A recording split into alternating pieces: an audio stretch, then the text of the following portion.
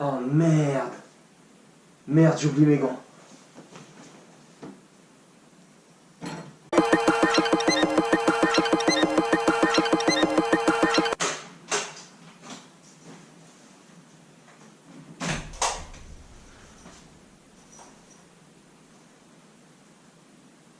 Ah bah non, j'étais juste là.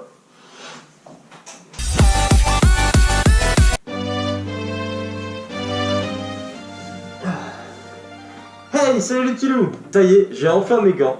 Et il fait pas si froid que ça, donc ça sert à rien pour tel de merde! Alors aujourd'hui, je profite de mon séjour en Allemagne pour vous faire un petit tuto d'origami.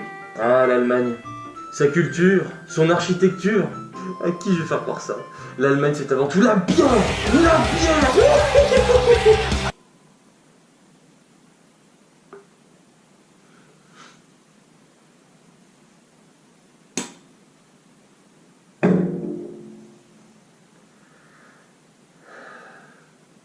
Bref, aujourd'hui dans ce tuto, je vais vous montrer deux pliages très simples.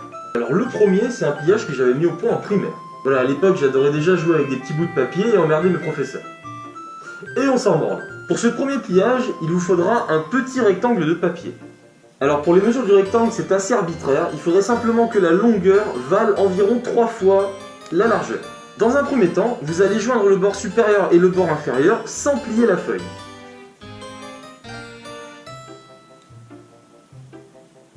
Puis dans un deuxième temps, tout en maintenant les deux bords ensemble, vous allez prendre entre votre pouce et votre majeur le milieu de la feuille sans le plier.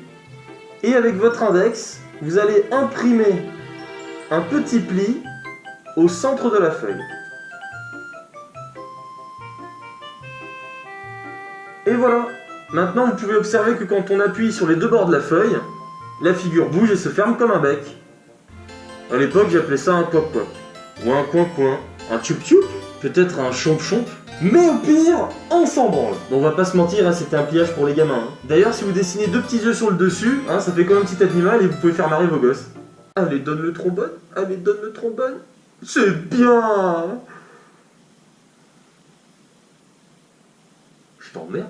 Alors ce deuxième pliage, c'est un petit tour de magie que j'adorais faire en primaire. Vous voyez, si on découpe une feuille de cette manière, on a une petite lamelle là comme ça qui se balade. Là, elle est en haut, elle est à sa place. Elle est en bas, ça laisse un trou. On la remet en haut. Elle est à sa place. Mais si je fais une petite manipulation magique, hop, la lamelle n'est plus à sa place. Alors, pour faire ce deuxième pliage, c'est très simple. Il vous faut un carré de papier. Alors, ça marche aussi avec des rectangles, mais le carré, c'est plus simple. Dans un premier temps, vous allez le plier en deux de cette manière.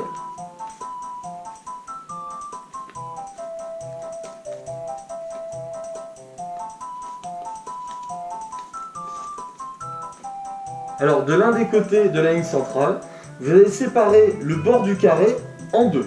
Et de l'autre côté, vous allez le séparer en trois. Une fois que c'est fait, vous allez découper de la petite marque que vous avez faite jusqu'à la ligne centrale, tout en restant perpendiculaire au bord correspondant. En clair, si vous n'êtes pas trop con, faut suivre les lignes noires.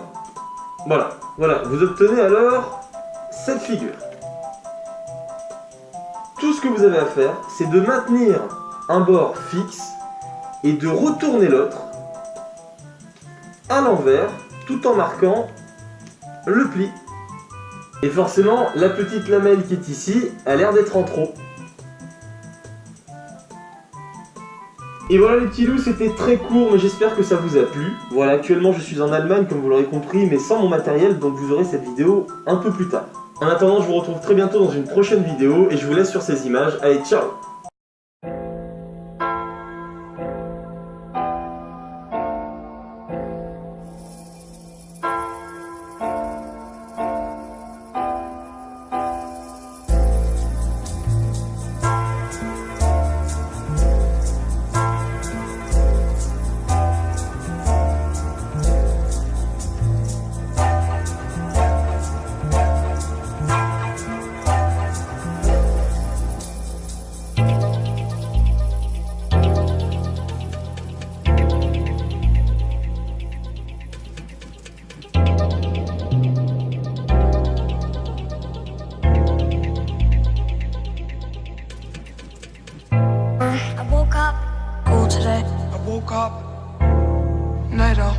days that I woke up cold today. I woke up night out.